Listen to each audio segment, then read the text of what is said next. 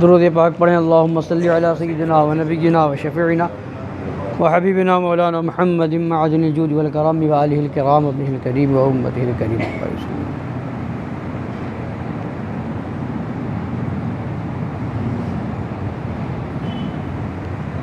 بائیسویں پارے کی آیت کریمہ ہے، ارشاد الہی ہے، وَمَا كَانَ لِمُؤْمِنٍ وَلَا مُؤْمِنَةٍ إِذَا قَضَى اللَّهُ وَرَسُولُهُ أَمْرًا أَن يَكُونَ لَهُمُ الْخِيَرَةُ مِنْ أَمْرِهِمْ۔ مفہوم آیت کریمہ یہ ہے کہ اور نہ ہی کسی مسلمان مرد اور نہ ہی کسی مسلمان عورت کو یہ حق ہے کہ جب اللہ اور اس کے رسول کسی امر کا فیصلہ فرما دیں تو یہ ان کے لیے اختیار رہے، یعنی کہ اگر اللہ اور اللہ کے رسول کسی معاملے میں فیصلہ فرما دیں تو اب کسی مسلمان مرد کو، کسی مسلمان عورت کو اس میں اختیار باقی نہیں رہتا کہ وہ مانے یا نہ مانے، اختیار باقی رہے ایسا نہیں ہے، بلکہ جو حکم دے دیا وہ ماننا ہوگا۔ حضور نے جو حکم دے دیا وہ ماننا پڑے گا، اس میں اب اختیار باقی نہیں رہے گا کسی مسلمان مرد کے لیے یا کسی مسلمان عورت کے لیے، اختیار نہیں رہے گا کہ مانو چاہے نہ مانو، دل میں آئے تو مانو، دل میں آئے تو نہ مانو، یہ اختیار باقی نہیں۔ جو حکم دے دیا وہ ماننا ہوگا، جو فیصلہ فرما دیا وہ ماننا ہوگا۔ یہ آیت کب نازل ہوئی؟ حضرت زید رضی اللہ تعالیٰ عنہ صحابی رسول ہیں اور یہ حضور کے خادم خاص غلام تھے، پھر سرکار نے انہیں آزاد فرما دیا۔ اس زمانے میں جو غلامی کا دستور تھا، غلام ہوا کرتے تھے، باندیاں ہوا کرتی تھی، کنیزیں، تو حضور نے ان کو، حضرت زید رضی اللہ تعالیٰ عنہ کو آزاد فرما دیا، اور یہ تنہا یہ صحابی رسول ہیں جن کا ذکر قرآن پاک میں نام کے ساتھ آیا ہے۔ آیتیں تو اور صحابہ کے بارے میں بھی نازل ہوئی ہیں، بہت سے صحابہ کے بارے میں قرآن شریف میں آیتیں نازل ہوئیں، بلکہ اجمالاً دیکھا تو سارے صحابہ کے بارے میں نازل ہوئی، سارے صحابہ کے بارے میں اللہ نے فرمایا وَكُلًّا وَعَدَ اللَّهُ الْحُسْنَىٰ، مگر نام کے ساتھ اگر کسی صحابی کا ذکر ہے وہ صرف حضرت زید ہیں۔ اسی 22ویں پارے میں ہے فَلَمَّا قَضَىٰ زَيْدٌ مِّنْهَا، یہ زید جو ہے قرآن شریف میں آیا ہے، یہی حضرت زید رضی اللہ تعالیٰ عنہ۔ تو حضور پاک صلی اللہ علیہ وسلم نے انہیں جب آزاد فرما دیا تو پھر اپنی پھوپھی زاد بہن حضرت زینب بنت جحش رضی اللہ تعالیٰ عنہ کو حکم دیا حضرت زید رضی اللہ تعالیٰ عنہ کے ساتھ نکاح کرنے کا۔ حضور پاک صلی اللہ علیہ وسلم کی پھوپھی زاد بہن تھی، یعنی حضور کی پھوپھی تھی امیمہ بنت عبد المطلب، ان کی یہ صاحبزادی تھی حضرت زینب بنت جحش رضی اللہ تعالیٰ عنہ، تو ان کو حکم دیا حضرت زید کے ساتھ نکاح کرنے کا۔ تو حضرت زینب نے اور ان کے بھائی حضرت عبداللہ نے، ان دونوں حضرات نے ان سے نکاح کرنے کو تیار نہ ہوئے، حضرت زید سے اس رشتے کو قبول نہ کیا، چونکہ یہ حضرات جو تھے، حضرت زینب رضی اللہ تعالیٰ عنہ جو تھی، یہ خاندان قریش سے تھی، اور خاندان قریش ایک اعلیٰ اور افضل خاندان مانا جاتا تھا، اسی خاندان میں سرکار دو عالم صلی اللہ علیہ وسلم بھی ہیں، ہے نا، تو اعلیٰ خاندان میں، اور حضرت زید رضی اللہ تعالیٰ عنہ چونکہ وہ کسی طرح سے غلام بنائے گئے تھے، پھر حضور کی خدمت میں آ گئے، اسلام قبول کر لیا تھا، تو بظاہر ان کا خاندان اس طرح سے اعلیٰ خاندان نہ تھا، تو یہ ہوا کہ انہوں نے اس بنیاد پر کہ ان کا خاندان اتنا اعلیٰ نہیں ہے، وہ غلام بنائے گئے تھے اور حضور کی خدمت میں رہا کرتے تھے، اسلام قبول کر لیا تھا، مگر خاندان اتنا اعلیٰ نہیں بظاہر،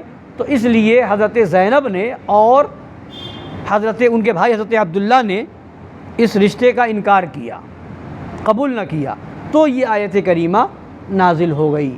اللہ نے فرمایا کسی مسلمان مرد کو اور کسی مسلمان عورت کو یہ حق نہیں پہنچتا، یہ اختیار باقی نہیں رہتا کہ اللہ اور اللہ کے رسول جب فیصلہ فرما دے کسی معاملے میں تو پھر انہیں اختیار رہے کہ وہ چاہے مانے چاہے نہ مانے، نہیں، اب انہیں کوئی اختیار نہیں، اللہ کے رسول نے فیصلہ کر دیا ہے، اب اس کو ماننا پڑے گا۔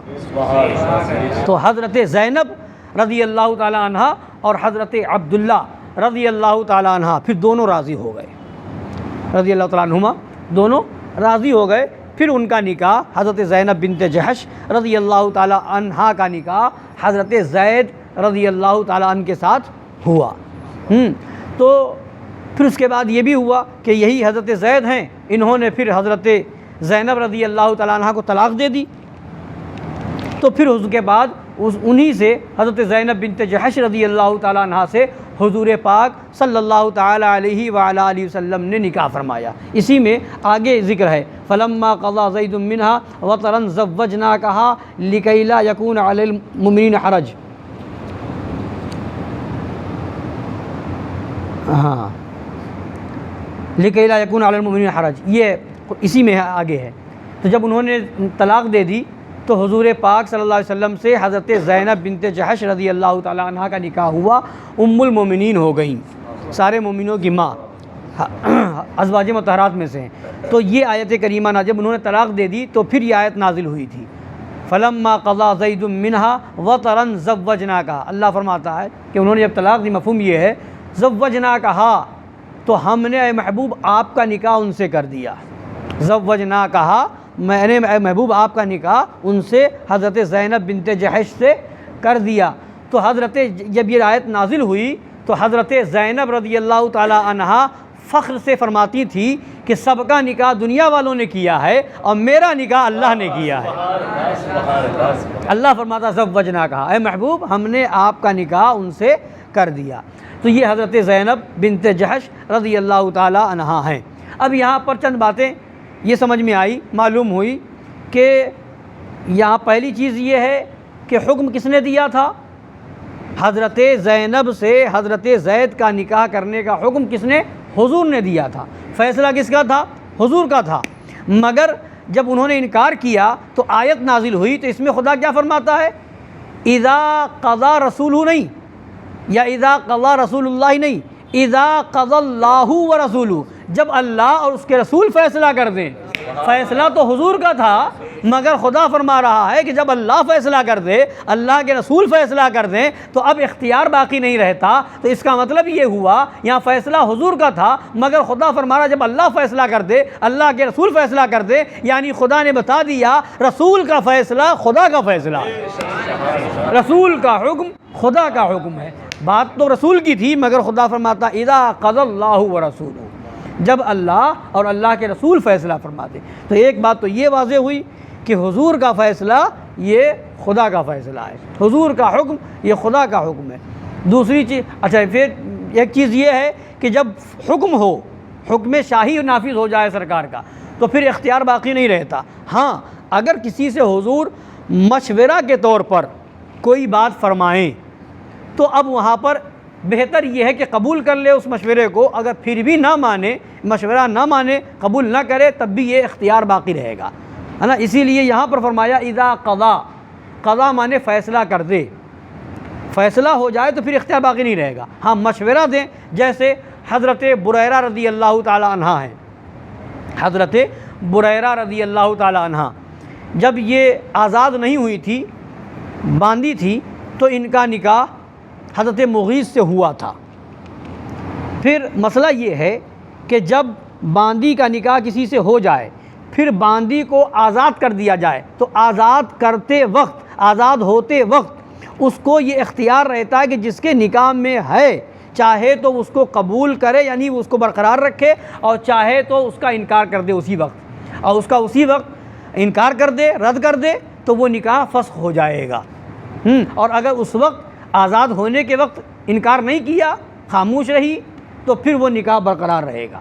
تو حضرت بریرہ رضی اللہ تعالیٰ عنہ جب باندھی تھی تو ان کا نکاح حضرت مغیث سے ہوا تھا. تو جب حضرت بریرہ رضی اللہ تعالیٰ عنہ آزاد ہوئیں تو اس وقت انہوں نے اس نکاح کو ختم کرنا چاہا، تو حضور نے روکا، فرمایا کہ اسی حضرت مغیث کے نکاح میں رہیں. تو حضرت بریرہ رضی اللہ تعالیٰ عنہ نے فوراً پوچھ لیا، یا رسول اللہ یہ آپ کا حکم ہے یا مشورہ؟ یہ آپ کا حکم ہے یا مشورہ ہے؟ تو چونکہ معلوم تھا کہ حکم ہوگا تو انکار کی گنجائش نہیں ہوگی، مشورہ ہوگا تو اس میں انکار کی گنجائش ہے، چاہے تو قبول کریں چاہے تو قبول نہ کریں. تو حضور نے فرمایا کہ یہ میرا مشورہ ہے. تو جب یہ سنا تو حضرت بریرہ رضی اللہ تعالیٰ عنہ نے کہا کہ آپ کا مشورہ ہے تو پھر میرے لیے راستہ ہے، مجھے ان کے ساتھ رہنا پسند نہیں، اس لیے میں نکاح کو ختم کرتی ہوں۔ تو یہ چیز ہے، یعنی سرکار کا معاملہ یہ ہے کہ حکم دے دیں تو پھر انکار کی گنجائش باقی نہیں رہتی ہے۔ اور پھر اس سے یہ سمجھ میں آیا کہ چونکہ حضور کا فیصلہ خدا کا فیصلہ ہے، حضور کا حکم خدا کا حکم ہے، حضور کا کہنا خدا کا کہنا ہے، تو اب فرق کیا ہے؟ یعنی مطلب یہ ہوا کہ قرآن کا معاملہ ہو یا حدیث مبارکہ میں، قرآن میں حکم موجود ہو یا حدیث شریف میں موجود ہو، فرق تو صرف یہ ہے کہ جس کو حضور نے فرما دیا کہ یہ اللہ کی طرف سے ایک نازل کردہ آیت کریمہ ہے، وحی ہے، اس کا مضمون اور اس کے الفاظ، اس کے کلمات، اس کا مضمون اور اس کے کلمات سب خدا کی طرف سے ہیں تو اسے قرآن کہتے ہیں۔ اور جس کا مضمون خدا کی طرف سے ہو اور کلمات جو ہیں حضور کے ہوں تو اس کو حدیث کہتے ہیں۔ یعنی حضور جو فرماتے ہیں کوئی اپنی طرف سے نہیں فرماتے، وما ينطق عن الهوى ان هو الا وحی یوحی، وہی فرماتے ہیں جو خدا کی طرف سے وحی ہوتی ہے۔ مگر فرق کیا ہے؟ جو کچھ حضور کا فرمان ہے سب خدا کی وحی ہے، مگر ایک وہ ہے جو کلمات بھی خدا کی طرف سے آئے، اور ایک وہ ہے جو کلمات خدا کی طرف سے نہیں آئے، بات وہی ہے خدا کی طرف سے، کلمات خدا کی طرف سے نہیں آئے، اسی کو حدیث کہتے ہیں۔ تو جو کلمات بھی خدا کی طرف سے آئے وہ قرآن ہے، اور جو کلمات نہیں، مضمون خدا کی طرف سے ہے اور کلمات خدا کی طرف سے نہیں ہے، وہ حدیث ہے۔ تو مطلب یہ ہے کہ دونوں چیزیں خدا ہی کی طرف سے ہیں، قرآن ہو یا حدیث ہو، دونوں خدا کی طرف سے وحی ہے۔ یہ اور دونوں زبان نبی سے دونوں چیزیں جاری ہوئی ہیں، ایک چشمے کو قرآن کہا گیا اور ایک چشمے کو حدیث کہا گیا۔ تو یہ دونوں، یہ حضور یعنی حضور کا حکم یہ خدا ہی کا حکم ہے۔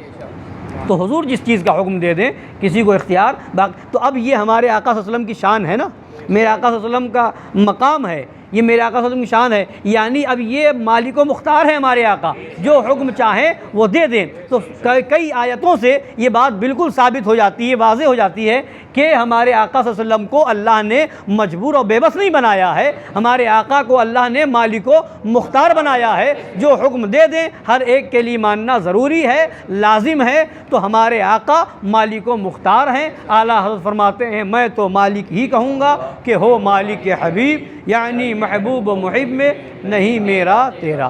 اللہ تعالی ہم سب کو قرآن و حدیث کی روشنی میں عقیدہ صحیح رکھنے کی توفیق عطا فرمائے اور اسی پر عمل کرنے کی توفیق عطا فرمائے، اور ان خبیثوں مذہبوں جو نبی پاک صلی اللہ علیہ وسلم کے اختیار کا انکار کرتے ہیں، وہابی ہوں، دیوبندی ہوں یا آج کے تطہیری ہوں، ان خبیثوں سے ہم سب کو دور رہنے کی توفیق عطا فرمائے، ان کے مکر سے بچائے، ان کے فریب سے بچائے، ان کے فتنوں سے بچائے، آمین۔ وما علینا الا البلاغ المبین۔